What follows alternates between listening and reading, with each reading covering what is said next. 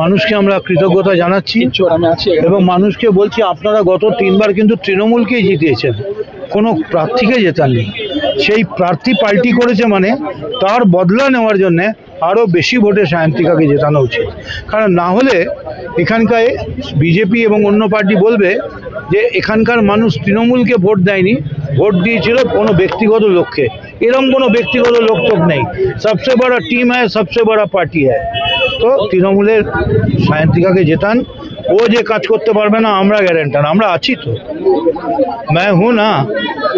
আর আমি ওকে কোনো গালাগাল দিইনি, আমার নামে কমপ্লেন করেছে ও নাকি ভয় থ্রেট করেছি বলে বেরোতে পারছে না, সিপিএম বেরোতে পারছে না, বলেছে ওকে নাকি আমি সাদা চুল কালো করে দেবো বলেছি। আমি ভালো বলেছি, পয়সা দিয়ে কলপ না করে গিয়ে ওখানে গিয়ে স্পা না করে কম পয়সায় ও কিছু লাগবে না সব করে দিতাম। 1 মিনিট দাঁড়িয়ে যাও, হ্যাঁ করে দিতাম।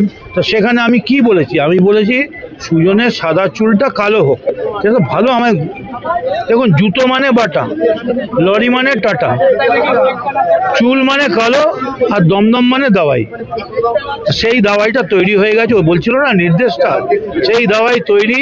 দাওয়াইটা একটা মিক্সচার, লাল মিক্সচার জানেন, মিক্সচার গ্রামে বলে, ডাক্তারবাবু মিক্সচার দিয়েছেন, সেই মিক্সচার নিয়ে আমরা রেডি আছি।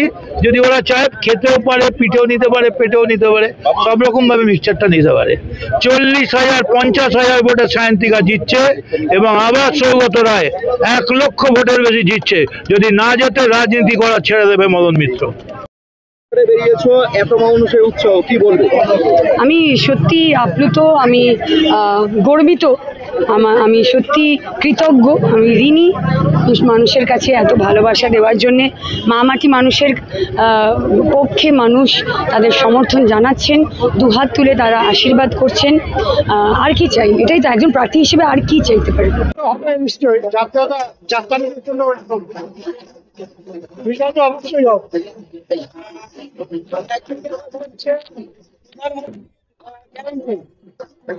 একদিকে বলছে প্রধানমন্ত্রী নরেন্দ্র মোদী সেকেন্ডে, আর একদিকে বাংলার উন্নয়ন মানুষ থেকে বেছে নেবে মনে হয় অবশ্যই জীবিকা দেখে নেবে। বাংলায় ব্যালেন্সিং কোনো দাম আছে না,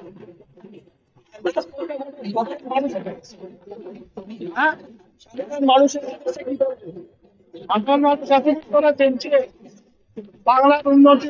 আমার ওয়ার্ডে 2 বছর ধরে যা করেছে আমার বিশ্বাস এই